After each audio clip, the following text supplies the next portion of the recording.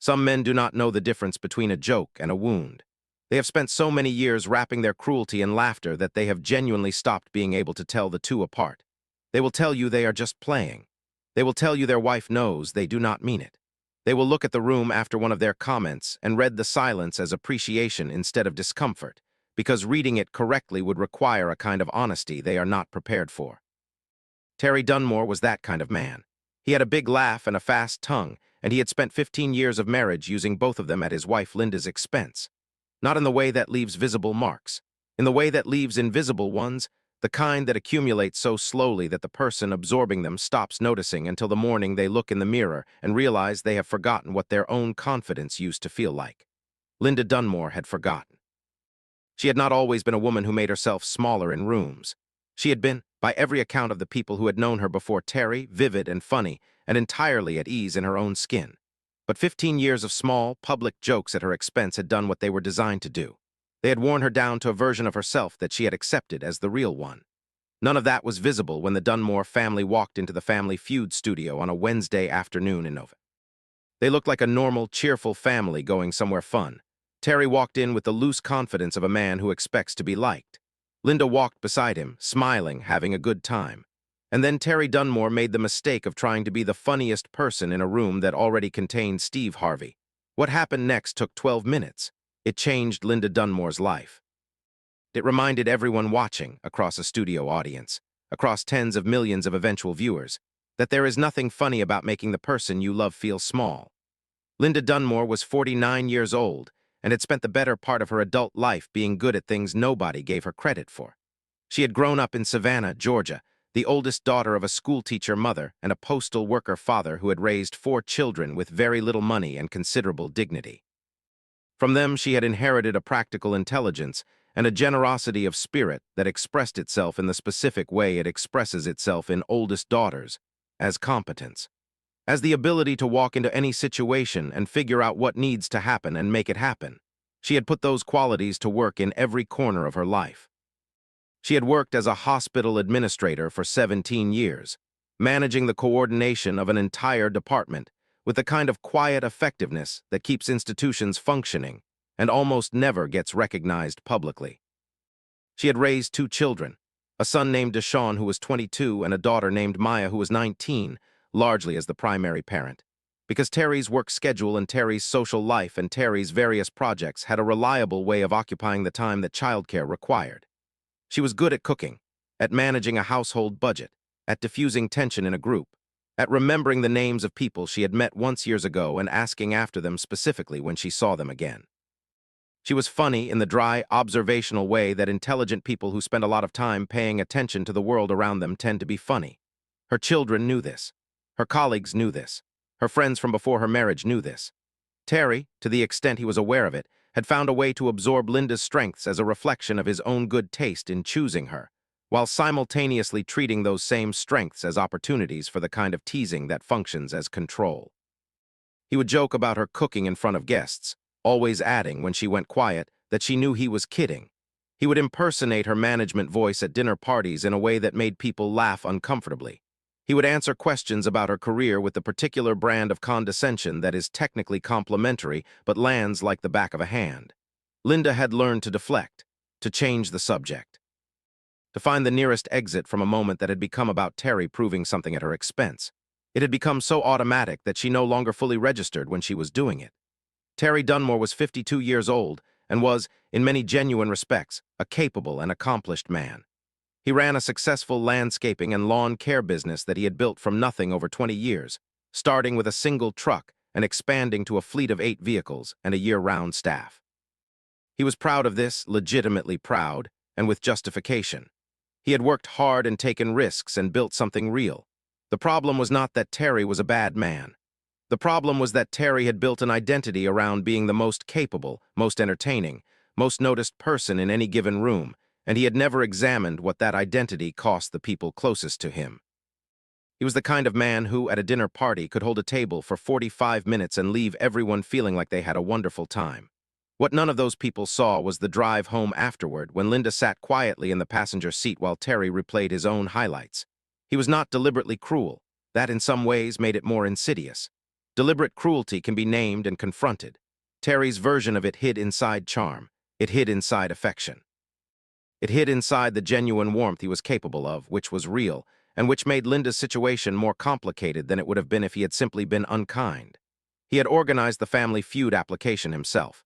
He had done it, he told Linda, as a fun thing for the family to do together. He had imagined himself on that stage with Steve Harvey the way men like Terry imagined themselves in rooms, as the natural center of them. He had been preparing jokes for weeks. He had told Linda twice not to overthink her answers. "Just relax and be natural," he had said. "You always overthink things." Linda had said nothing. She had packed her bag and boarded the plane and decided to have a good time regardless. The Dunmore team was 5.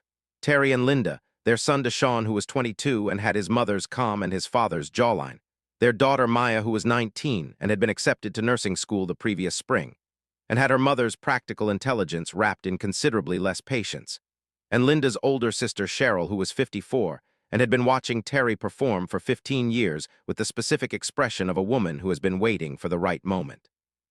Cheryl had accepted the Family Feud invitation with enthusiasm and a private thought she kept entirely to herself, which was, "I hope Steve Harvey sees what I see."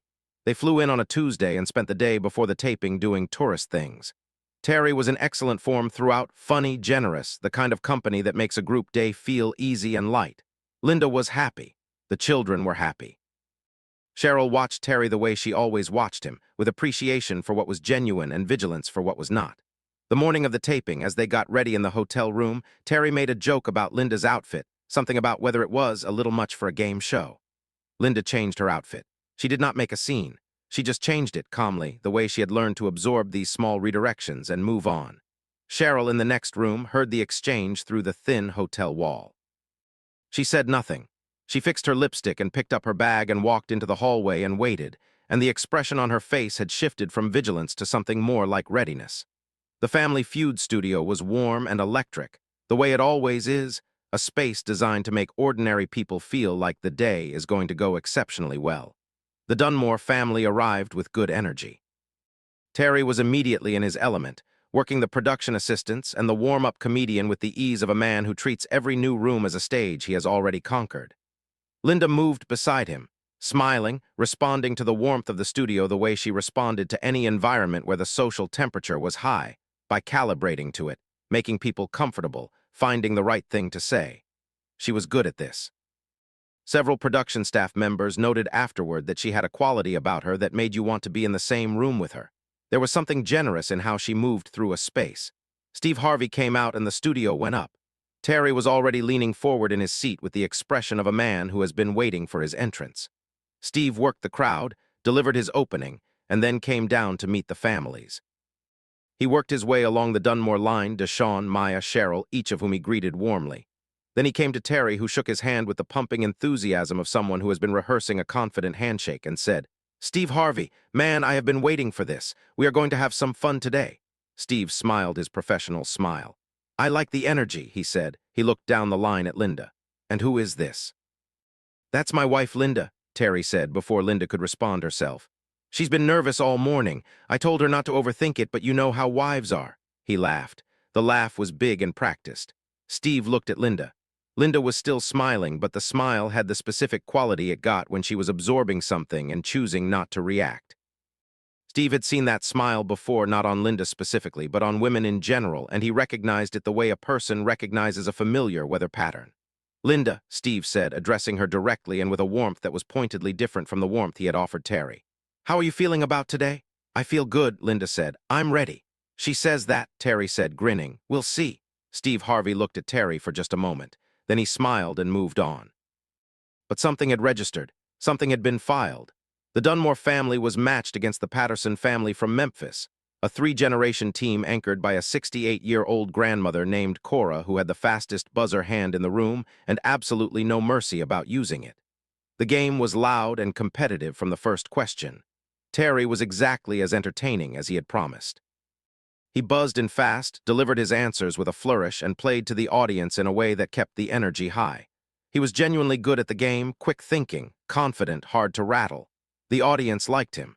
Steve played off him comfortably because Terry gave him easy material, but it was Linda who won them the main game. In the third round, with the Pattersons threatening to pull away, Linda stepped to the podium on a question about things you find in a woman's purse and hit the top answer, keys, and then named 3 more answers off the board in rapid succession before Terry could jump in with a comment. The board cleared. The Dunmores took the lead. The audience responded. Steve Harvey watched Linda walk back from the podium with the calm, unhurried confidence of someone who had just done something well and knew it, and did not need to perform that knowledge for anyone. He watched Terry clap her on the back and say, "See, I told you she had it," as if the credit were somehow his. Steve filed that too. Deshawn held the Dunmores steady in the 4th round. Maya delivered the winning points in the 5th with an answer about household chores that the survey loved. The Dunmore family won the main game by 28 points, and the celebration was genuine. 5 people who loved each other in the specific, complicated way that families love each other, sharing a real moment of collective joy. Steve brought the family to center stage for the fast money setup. 2 players, 5 questions each, 200 points to win $20,000. The family discussion lasted about 40 seconds. Terry immediately said he should go. He was fast. He knew the answers. He had been practicing. Nobody directly challenged this, including Linda, who had also been practicing but had spent 15 years deferring to Terry's confidence and was not about to stop now in public on a game show stage. It was Maya who said, quietly but clearly, "Mama should go. She won us the main game." Terry laughed and said, "Baby, it's fast money. You need someone who doesn't freeze up under pressure." He said it pleasantly. He said it like he was making a reasonable, practical point. He said it with the ease of a man who has been making this kind of point for so long that he no longer hears how it sounds. The silence that followed was approximately 3 seconds long. In those 3 seconds, Deshawn looked at the floor, Maya's jaw tightened slightly, and Cheryl looked directly at Steve Harvey with an expression that said, "Are you going to let that stand?" Steve Harvey had heard every word. "Actually," he said, and his voice had a new quality to it, still warm, still professional, but precise in the way a well-placed instrument is precise. "I think Maya's got a point. Linda won you that 3rd round. I want to see what she can do." He paused. "Terry, you'll close it out." Terry looked at Steve for a moment. Then he laughed again, the big laugh, and said, "Man, you're the boss." He stepped back. Linda stepped forward. And somewhere in the straightening of her posture as she moved toward that podium, something shifted. As Linda took her position at the fast money podium and Steve prepared to begin the round, Terry stood at the side of the stage with his arms folded. He was still smiling. He was smiling the way people smile when they are watching something they have already privately decided will go a certain way. The production team would later note that Terry made 3 separate comments from the side of the stage during Linda's round, quietly, not into a live microphone, but audible to the people around him. Comments like, "Come on, babe," think after a pause on question 2. A soft laugh after question 3. A murmured, "I should have gone first" to no one in particular after question 4. Deshawn heard them. He moved a half step away from his father. Cheryl heard them. She did not move. She watched Steve Harvey, who was also hearing them, because there is very little that happens on that stage that Steve Harvey does not hear. And Linda heard them, because wives always hear. They hear even when they have spent years learning to act like they do not. Linda answered all 5 fast money questions with the methodical accuracy of a woman who had prepared properly and was not going to let anything happening at the side of the stage take that away from her. Steve asked her to name something people do to kill time at the airport. She said, "Read." Number 2 answer, 24 points. He asked her to name a word that follows back. She said, "Yard." Number 1 answer, 41 points. He asked her to name something a man does to impress a woman on a first date. She said, "Compliment her." Number 2 answer, 29 points. He asked her to name something found in a junk drawer. She said, "Batteries." Number 1 answer, 38 points. 132 points after 4 questions. She was well above pace. The 5th question, name something a wife does better than her husband. Linda did not hesitate. "Everything," she said. The audience went up. Not a polite laugh, a real one, the sharp, delighted kind that comes when someone says something that is both unexpected and exactly right. Steve Harvey covered his mouth. He turned away from the camera for a moment, shoulders shaking. The board turned.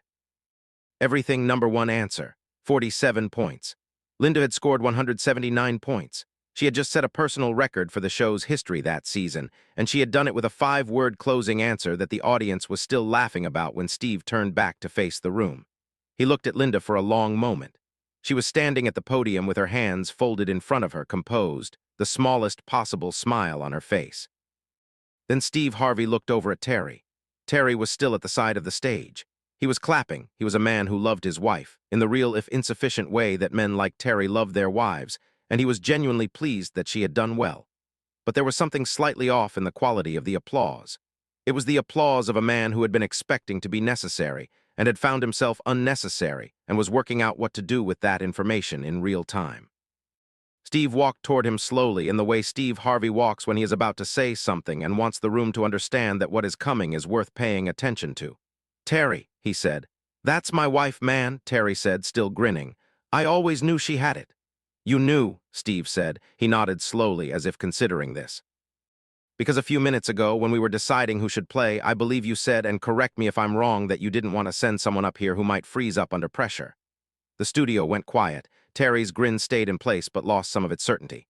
"I was just joking," Terry said. "She knows I was joking." Steve looked at Linda. "Linda, did you know he was joking?" Linda looked at her husband. She looked at Steve. She took a breath that was barely perceptible. And then, in the calm, direct voice of a woman who had been waiting a long time for someone to simply ask her the question, "Not always," she said. The studio absorbed that. It was not a dramatic confession. It was not a tearful accusation. It was two words spoken plainly that contained 15 years of small moments. And every person in that room, including, from the look on his face, Terry Dunmore himself, understood exactly what those two words held. Steve Harvey did not pile on. He did not make it ugly. He was not interested in destroying a marriage on a game show stage. What he was interested in was something specific and important, and he turned to address the room to do it. "I want to say something," he said, "and I want to say it to every husband watching this at home, because I have been that man. I have been the man in the room who needed to be the funniest, the loudest, the most noticed. And I will tell you what it cost me, and what it cost the people who loved me, and what I had to learn the hard way." He paused. "When you spend your energy making your wife feel small, you are not being funny. You are not being honest. You are not keeping it real. You are doing damage, slowly, quietly, in ways that she absorbs without telling you because she loves you and she does not want to fight. And the day you realize what you have been doing, the day she says not always in front of a room full of people and you finally hear it, that day is a hard day." He looked at Terry. Terry was standing very still. The grin was gone. What was on his face instead was harder to name. It was the expression of a man encountering a reflection he had successfully avoided for a very long time. "But it is not too late," Steve said. "That is what I want you to hear. It is not too late. Because she is still here. She got on a plane with you. She played this game with you.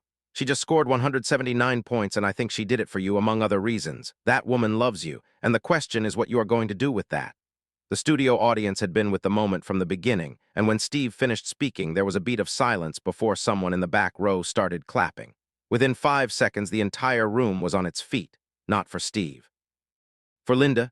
Linda stood at the podium and received it with the composure of someone who has been underestimated for long enough that recognition, when it finally arrives, is almost too large to hold.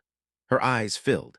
She did not cry. She was not a woman who cried easily, and she was not about to start on a game show stage, but the filling of her eyes said everything that her composure would not allow her to say out loud.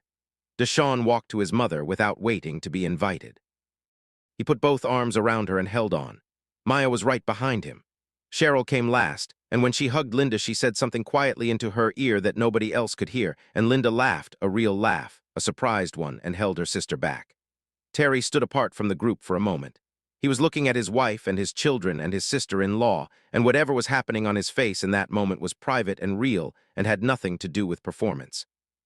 Then he walked into the group and put his arms around Linda from behind and held her there, and she let him, and the family held together on that stage in the imperfect, necessary way that families hold together when something true has finally been said. Steve Harvey watched. He did not rush the moment. He let it be what it was. Terry needed only 21 points from 5 questions to win the $20,000 prize. He stood at the fast money podium and looked at Steve Harvey with an expression that was quieter and more honest than anything he had shown the room all day. "You ready?" Steve asked. "Yes, sir," Terry said, and he meant it differently than he had meant anything else he had said since he walked in. He answered all 5 questions. He scored 74 points. The Dunmore family finished with 253 total, the highest fast money score the show had recorded that month. The celebration was warm and loud and real. But the moment that people remembered from the broadcast, the moment that circulated, that got shared, that people watched and rewatched, was not the final score. It was not Terry's fast money round. It was Linda at the podium, eyes filling, receiving a standing ovation for the 2 most honest words she had ever said in public. Not always. Dunmore family spent the evening after the taping at a restaurant in Hollywood that Terry had booked weeks in advance as a celebration dinner. He had ordered a good table and a good bottle of wine, and had planned, in his original version of the evening, to be the man at the center of a great story. He was still at the center of a story. It was just a different one than he had planned. He was quiet for most of the evening, which was so unusual that Deshawn asked twice if he was feeling all right. He said he was fine. He was not fine, in the sense that a man is never entirely fine when he has just watched himself clearly for the first time in a long while. But he was present. He listened more than he talked.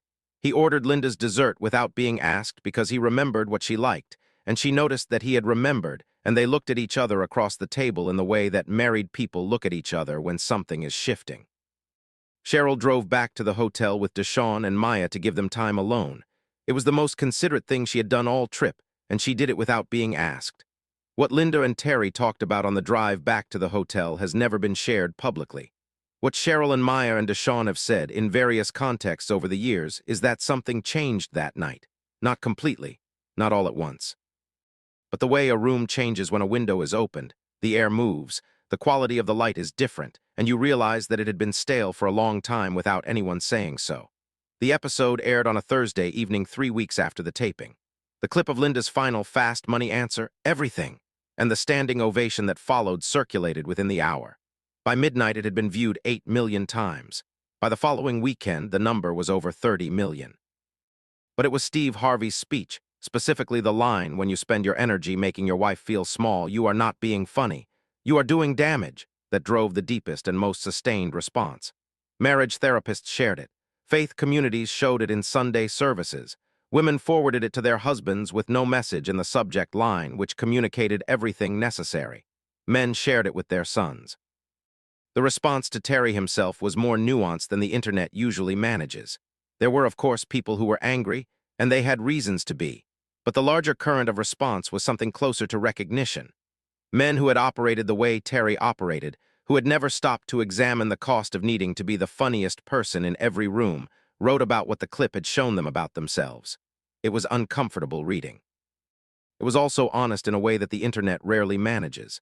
Terry did not respond to any of it publicly. He made one decision in the weeks after the broadcast. He deleted every social media account he had. He said nothing about why. He did not need to.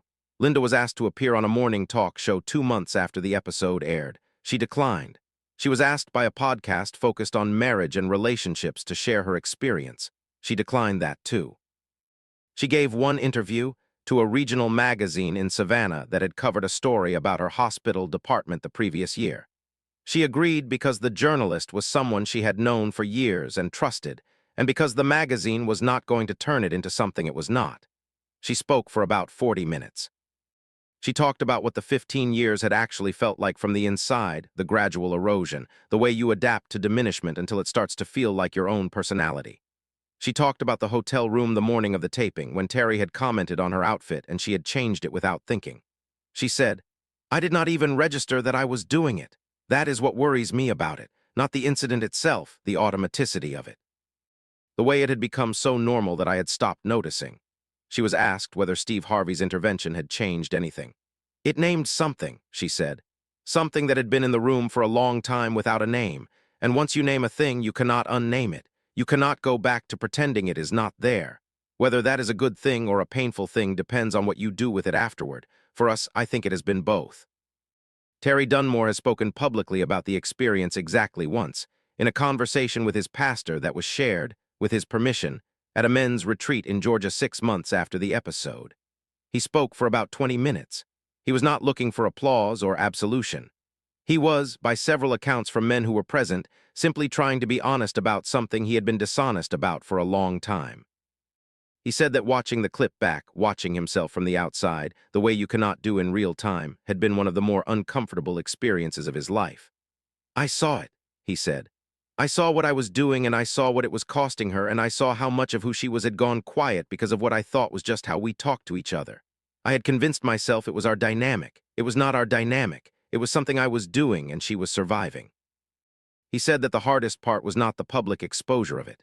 The hardest part was understanding that the behavior had not started with any intention to harm. It had started with insecurity, his own long-standing, well-disguised insecurity about being enough, and had found its expression in making his wife small so that the gap between them felt manageable. "That is a terrible thing to understand about yourself," he said. "And I would not understand it without that afternoon on that stage." He started seeing a counselor 3 weeks after the broadcast. Linda joined the sessions a month after that. Terry and Linda Dunmore are still married. They will tell you that the marriage that exists now is not the same as the one that walked into the Family Feud studio. And they will tell you that is a good thing, even though the process of getting from one to the other was not easy or quick or linear in the way that growth in long marriages almost never is. Linda has returned, gradually, to the person she was before the erosion. Her colleagues have noticed it without knowing the source: a new directness, a willingness to occupy space in meetings without shrinking from it, a laugh that comes more easily and from a real place. Her daughter Maya has said that watching her mother reclaim herself over the past few years has been the most important thing she has ever witnessed in her personal life. "I am going to carry that into every relationship I have," Maya said. "The understanding that love is not supposed to make you smaller. Love is supposed to make you more." Deshaun, who is 25 now and in a serious relationship himself, called his father 6 months after the episode and had a conversation that Terry has described as the hardest and most important conversation of his life. Deshaun told him what he had watched growing up. He told him what it had looked like from the outside. He told him that he loved his father and he also needed his father to know. Terry listened. He did not defend. He said, "I know. I'm sorry, I am working on it." That conversation is part of how Terry knows he has changed. The old Terry would have found a way to make it about something else. At a speaking engagement 18 months after the episode aired, Steve Harvey was asked about it directly. He spoke about Linda first, the way he always does when this subject comes up, about the quality of her composure, the specific courage of saying not always in a room full of people when you have spent years saying nothing. He spoke about Terry second, and this is where he lingered. "I want people to understand something about that man," he said. "He is not a villain. He is a man who had never been held accountable for a pattern he did not fully recognize in himself. I have been that man. I know what it feels like to have someone put a mirror in front of you and say, 'Look, really look.' It does not feel good, but it is the most important thing that can happen to a person." He paused before the final point, the way he pauses when he means something completely. "The measure of a man is not whether he has ever been wrong. Every man has been wrong. The measure of a man is what he does when someone is finally honest enough to show him." Terry Dunmore went home and did the work. That is not nothing. That is everything. The $20,000 from Family Feud paid for a vacation, a real one planned by Linda, the first time she had planned a family trip without Terry redirecting her choices at every stage. They went to Portugal. All 5 of them, Terry and Linda, Deshaun and Maya, and Cheryl, who was invited because Linda wanted her there. Cheryl has said it was the best trip she has ever taken, not because of Portugal, which was beautiful, but because of the way Terry and Linda moved through it together, not performing ease, but actually having it. Because of the dinners where Terry listened as much as he talked. Because of the afternoon in Lisbon when she watched her sister walk through a narrow street in the old city, animated and specific and fully herself, and thought, "There she is. There is the woman I grew up with." Linda still works at the hospital. She was promoted to department director last year, a role she had been qualified for 5 years but had not applied for reasons that she now describes plainly as a loss of confidence she is in the process of recovering. She applied. She was the strongest candidate. She got the job. Terry's landscaping business is doing well. He has, by his own account and the account of the people who work for him, become a different kind of manager, quieter, more deliberate, less interested in the performance of authority and more interested in the actual work. His employees have noticed without knowing why. Several of them have said he seems like a man who has figured something out. Maya is in her 2nd year of nursing school. She carries her mother's practical intelligence and her own hard-won understanding of what it means to take care of someone properly. She has said that she wants to be the kind of nurse who makes people feel seen, not just treated, but genuinely seen. Her professors describe her as one of the most naturally empathetic students they have taught in years. Deshaun is engaged to be married next spring. He asked his father to be his best man. Terry accepted and then went home and cried for reasons that Linda understood completely and did not need explained. And in the Dunmore home, on the kitchen counter where both of them see it every morning, there is a small framed card that Linda put there about a year after the episode aired. It has 4 words on it in her handwriting, which is precise and clear the way everything about Linda is precise and clear when she is allowed to be herself. It reads, "Not always, not anymore." Terry sees it every morning. He has never asked her to take it down. He would not ask. He knows what it means. And he knows, more than he knows almost anything else right now, that the most important thing he can do with each morning he is given is make sure that those 4 words keep being true. If this story stayed with you, if it reminded you of someone you love or someone you want to be, please hit that like button and subscribe to the channel. Share it with someone who needs to hear it today. These are the stories that matter. Hit the notification bell so you never miss one.